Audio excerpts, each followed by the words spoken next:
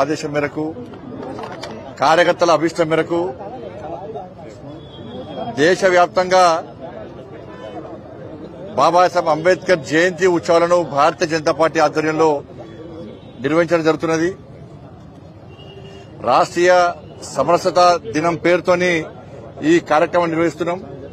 కేవలం ఈ దేశంలోనే కాదు, ప్రపంచవ్యాప్తంగా దాదాపు 120 దేశాల్లో అంబేద్కర్ గారి యొక్క జయంతి సందర్భంగా ప్రపంచవ్యాప్తంగా అంబేద్కర్ గారి యొక్క గొప్పతనాన్ని, వారి జీవిత చరిత్రను, స్ఫూర్తిదాయకమైనటువంటి విషయాలను ప్రపంచవ్యాప్తంగా తెలియజేయాలనే ఉద్దేశంతో 120 దేశాల్లో ఇలా రాష్ట్రీయ సమరసత దినం ఇలా పాటిస్తా ఉన్నాం. దానిలో భాగంగానే ఈరోజు కరీంనగర్ లో బాబాసాహెబ్ వారి యొక్క విగ్రహాలను శుద్ధి చేయడం, వారికి దీపాలను వెలిగించడం, రేపు అధికారికంగా కార్యక్రమం నిర్వహించబోతున్నారు. కాబట్టి అందరికీ స్ఫూర్తి ప్రదాత బాబాసాహెబ్. ఈరోజు విగ్రహాలను శుద్ధి చేయడం అంటే బాబాసాహెబ్ యొక్క జీవిత చరిత్రను తరతరాలకు అందించడం.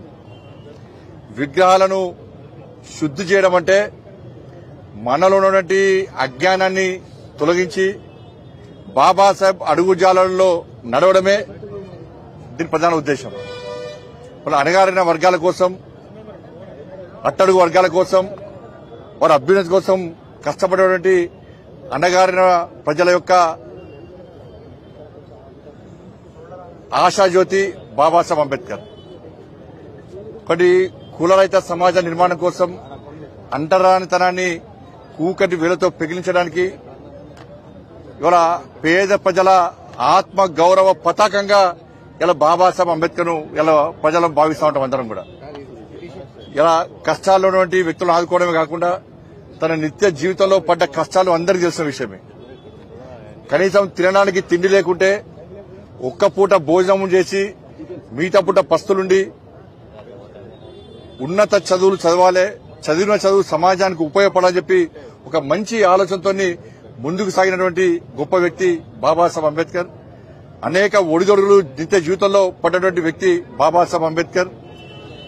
ఉన్నత చదువుల కోసం 10 సంవత్సరాలు బరోడా మహారాజ్ దగ్గర పణంగా తన జీవితాన్ని పణంగా పెట్టినటువంటి ఒక గొప్ప మహనీయుడు బాబాసాహెబ్ అంబేద్కర్. అలాంటి బాబాసాహెబ్ అంబేద్కర్ ను స్ఫూర్తిగా తీసుకునే ఈరోజు నరేంద్ర మోడీ గారి ప్రభుత్వం అనేక విషయాలను ముందుకు ప్రయత్నం చేస్తున్నది. ఆ రోజు కూడా డాక్టర్ శ్యామా ప్రసాద్ ముఖర్జీ, దీన్ దయాళ్ ఉపాధ్యాయుల యొక్క ఆలోచనను సమర్థించినటువంటి గొప్ప వ్యక్తి బాబాసాహెబ్ అంబేద్కర్. దేశ విభజనను 370 ఆర్టికల్ ను వ్యతిరేకించినటువంటి వ్యక్తి బాబాసాహెబ్ అంబేద్కర్. కాబట్టి ఆయన ఆలోచన అనుగుణనే ఈరోజు నరేంద్ర మోడీ ప్రభుత్వం ముందు సాగుతున్నది.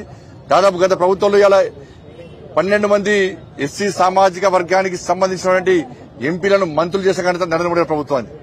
రామ్నాథ్ కోవింద్ ను, ద్రౌపది ముర్ము గారిని రాష్ట్రపతిగా చేసినటువంటి ఘనత భారతీయ జనతా పార్టీది. ఇలా బాబాసాహెబ్ అంబేద్కర్ యొక్క స్ఫూర్తి కేంద్రాలుగా అభివృద్ది చేసిన ఘనత నరేంద్ర మోడీ ప్రభుత్వాన్ని. ఢిల్లీ సెంటర్ లో, ఢిల్లీ నడిబొడ్డున 200 కోట్లతో బాబాసాహెబ్ అంబేద్కర్ ఇంటర్నేషనల్ సెంటర్ ను ఏర్పాటు చేసినటువంటి ప్రభుత్వం నరేంద్ర మోడీ గారి ప్రభుత్వం. ఇవాళ సెంట్రల్ హాల్లో అందరిని ఒప్పించి, అందరినీ ఒత్తిడి తీసుకొచ్చి సెంట్రల్ హాల్లో అంబేద్కర్ గారి photo పెట్టిపించింది Bharatiya Janata party. VP Singh ప్రభుత్వం అప్పుడు బాబాసాహెబ్ అంబేద్కర్ కు భారత రత్న ఇవ్వాలని పట్టుబట్టి ఇప్పించింది అటల్ బిహారీ వాజ్పేయి గారి ఎన్డీఏ ప్రభుత్వం. ఇట్లా ఈ రోజు కూడా నారీ శక్తి వందన పేరుతోని 33% మహిళలకు రిజర్వేషన్ ఇవ్వాలని చెప్పి బిల్లు ప్రవేశపెట్టింది నరేంద్ర మోడీ గారి ప్రభుత్వం. అట్టడుగు వర్గాల ప్రజలకు లబ్ది చేకూర్చాలే, పేదల కోసం పనిచేయాలని చెప్పి ఆశలను ముందు తీసుకునే ప్రభుత్వం నరేంద్ర మోడీ ప్రభుత్వం. ఇవాళ నాకు ఈరోజు ప్రధానమంత్రి పదవి వచ్చిందంటే అది బాబాసాహెబ్ పెట్టిన భిక్ష అని చెప్పి దేశానికి చాటి చెప్పిన వ్యక్తి నరేంద్ర మోడీ గారు. కానీ దురదృష్టవశాత్తు ఈ దేశంలోని కాంగ్రెస్ పార్టీ మొదటి నుంచి కూడా బాబాసాహెబ్ అంబేద్కర్ ను అవమానపరచడం, వారి యొక్క ఆశయాలను తుంగదొక్కడం. చూడండి, వాళ్ళ ఆ రోజే నెహ్రూ విధానాలు నచ్చక నెహ్రూ విధానాలను ప్రశ్నిస్తే బాబాసాహెబ్ యొక్క ఆలోచనలు నెహ్రూ పట్టించుకోకపోవడం వలన 1951లో అప్పుడు న్యాయశాఖ మంత్రికి రాజీనామా చేసి తన పదవిని తృణప్రాయంగా భావించి ఇలా రాజీనామా చేసి బయటకొచ్చి ఎన్నికల్లో పోటీ చేస్తే కమ్యూనిస్టులతో కలిసి బాబాసాహెబ్ అంబేద్కర్ ఓడించిన పార్టీ కాంగ్రెస్ పార్టీ. మళ్లీ తర్వాత ఎన్నికల్లో బాబాసాహెబ్ అంబేద్కర్ ఇండిపెండెంట్ గా పోటీ చేస్తే మళ్లీ ఓడించిన పార్టీ కాంగ్రెస్ పార్టీ. బాబాసాహెబ్ అడగడుగున అవమానపరిచిన పార్టీ కాంగ్రెస్ పార్టీ. బాబాసాహెబ్ అంబేద్కర్ ఓడించినటువంటి కజ్గోర్ గారు అనేటువంటి వ్యక్తికి పద్మభూషణ్ ఇచ్చి బాబాసాహెబ్ అంబేద్కర్ గారిని ఓడించినటువంటి వ్యక్తికి పద్మభూషణ్ ఇచ్చి సత్కరించిన పార్టీ కాంగ్రెస్ పార్టీ. చివరకు బాబాసాహెబ్ అంబేద్కర్ యొక్క మృతదేహాన్ని ఢిల్లీలో ఉంచకుండా ముంబైకి తరలించిన పార్టీ కాంగ్రెస్ పార్టీ. మృతదేహాన్ని తరలించిన తర్వాత కూడా ఇలా విమాన ఖర్చుల కోసము బాబాసాహెబ్ అంబేద్కర్ వారి యొక్క శ్రీమతికి స్లిప్ రసీదు పంపిన పార్టీ కాంగ్రెస్ పార్టీ. ఇట్లా అడగడుగున బాబాసాహెబ్ అంబేద్కర్ ను అవమానపరిచిన పార్టీ కాంగ్రెస్ పార్టీ. ఈరోజు ఇన్ని సంవత్సరాల చరిత్రలో ఇలా డూబు గాంధీలకు, ఇందిరాగాంధీ, రాజీవ్ గాంధీలకు భారతరత్న కాంగ్రెస్ పార్టీ ఇచ్చుకున్నది తప్ప ఏ రోజు కూడా బాబాసాహెబ్ భారతరత్న ఇవ్వాలని చెప్పి ఏ రోజు కూడా కాంగ్రెస్ పార్టీ ఆలోచించలే. సెంట్రల్ హాల్లో బాబాసాహెబ్ అంబేద్కర్ ఫోటో పెట్టాలని ఆలోచించలే.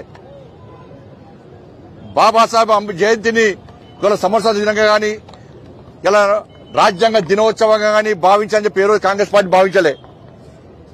కానీ అన్నింటికీ ఇలా బాబాసాహెబ్ అంబేద్కర్ స్ఫూర్తిగా ఉంచాలి, తరతరాలు గుర్తించేది ఉండాలని చెప్పి నరేంద్ర మోడీ గారి ప్రభుత్వం వారిని స్ఫూర్తి తెలుసుకొని ముందుకు పోతుంది. కాబట్టి రేపు జరిగే జయంతి కార్యక్రమాన్ని కూడా ప్రతి ఒక్కరు కూడా రాజకీయాలకు అతీతంగా ఘనంగా నిర్వహించుకొని వారిని ఆదర్శంగా తీసుకొని వారు ఏ కష్టాలు పడ్డారో ఆ కష్టాలు భవిష్యత్తులో రాకుండా, వారు ఏ అవమానాలకు గురైనారో అటువంటి సమాజాన్ని దూరం పెట్టి ఒక మంచి సమాజ నిర్మాణం కోసం అందరం కలిసికట్టిగా కృషి చేయాల్సిందిగా అందరికీ విజ్ఞప్తి చేస్తూ ఆ బాబాసాహెబ్ అంబేద్కర్ ఆశయాలకు అనుగుణంగా భారతీయ జనతా పార్టీ ప్రభుత్వం ముందుకు సాగుతుందని చెప్పి తెలియజేస్తున్నాం.